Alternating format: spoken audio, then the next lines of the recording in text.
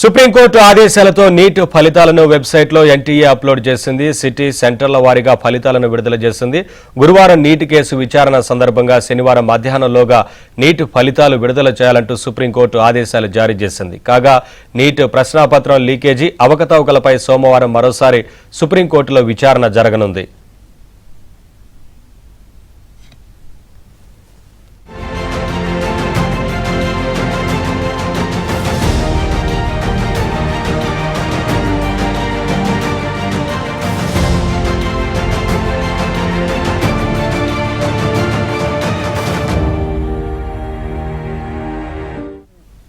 Supreme court ఆదేశాలతో city సెంటర్ల వారీగా ఫలితాలను ఇప్పటికే విడుదల చేసింది. మరొకసారి సోమవారం కూడా ఈ పేపర్ లీకేజ్ అంశానికి సంబంధించి విచారణ ఉండబోతా ఉంది. అప్డేట్స్ మా కరెస్పాండెంట్ సతీష్ అడిగి తెలుసుకుందాం. సతీష్, ఒకవైపు సోమవారం మరోసారి సుప్రీంకోర్టులో విచారణ జరగబోతా ఉంది. ఇప్పటికే ఎన్టీఏ నీట్ ఫలితాలను కూడా సెంటర్ల వారీగా అప్లోడ్ చేసింది కదా, ఏంటి వివరాలు, ఎలా ఉంటుంది తదుపరి?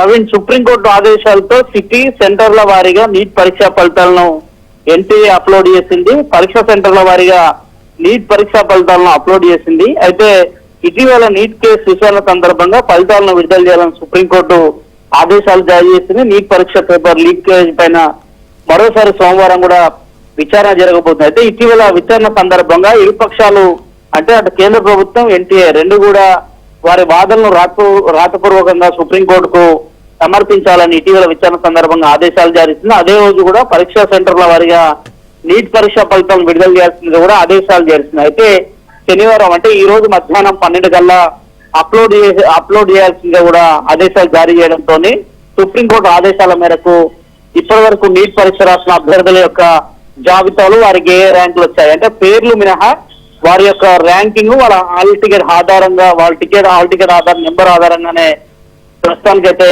అప్లోడ్ చేయడం జరిగింది. ఇదే అంశాన్ని రేపు సుప్రీంకోర్టుకు కూడా ఒక అఫిడవిట్ రూపంలో ఇవ్వబోతుంది. ఇక సోమవారం మరోసారి విచారణ జరగబోతుంది. విచారణ సందర్భంగా ఏ విధంగా అప్లోడ్ చేసామో, ఎవరెవరికి ర్యాంకులు వచ్చాయి, వారి పేర్లు మినహా వాళ్ళ ర్యాంకుల ఆధారంగా కూడా నెక్స్ట్ కౌన్సిలింగ్ సంబంధించిన అంశాల్లో కూడా ఒక స్పష్టత వచ్చే అవకాశాలు చాలా స్పష్టంగా కనిపిస్తుంది.